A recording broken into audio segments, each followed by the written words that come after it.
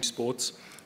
First of all, I think it's fair to say we've seen a really positive response to the inclusion of the new sports that came in through the Tokyo proposal and were ultimately approved in 2016. They've allowed us to reach out to new audiences, embrace those new audiences and communities in the Olympic Games. I see the president of the Baseball Softball Confederation at the back of the room here, Mr. Ricardo Fricari, and for example, allowing all the baseball and softball fans from around the world to feel part of the Olympic Games is something very special for Tokyo.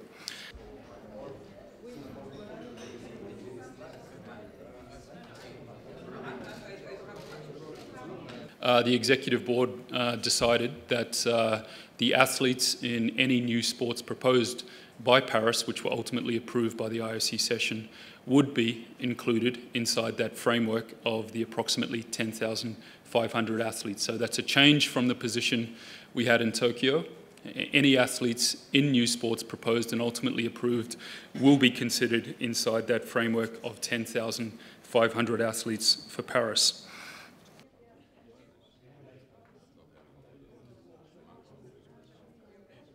A third of the points put forward for decision today was one where I think we've had the announcement already through Tokyo 2020, which was the session schedule announced today. Again, I won't go through any detail, but happy to take any questions from an IOC perspective.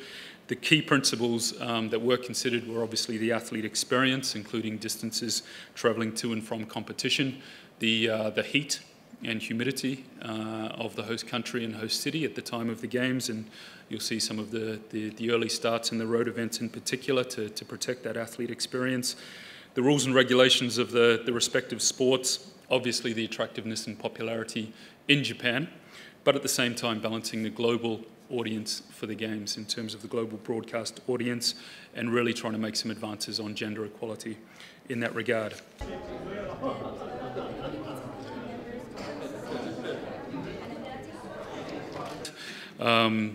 From our side, we see a real showcasing of the balance in the Olympic program between the traditional sports and events and those new youth events, including those in the urban clusters. There's a fantastic showcasing of some of the iconic sites in Tokyo and the surrounding areas, be it Tokyo Harbor, the Imperial Palace, Mount Fuji, and of course Fukushima's inclusion in that program as well. And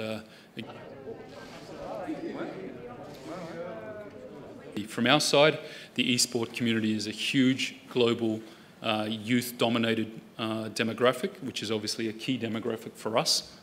Agenda 2020 again comes back to sustainability, credibility and youth, and the youth element is certainly a key one in the e-sport world. But again, that engagement has to be one that meets our values and meets our other goals, and we see the role of the IOC to somewhat coordinate and provide some support across that wider engagement from the Olympic movement.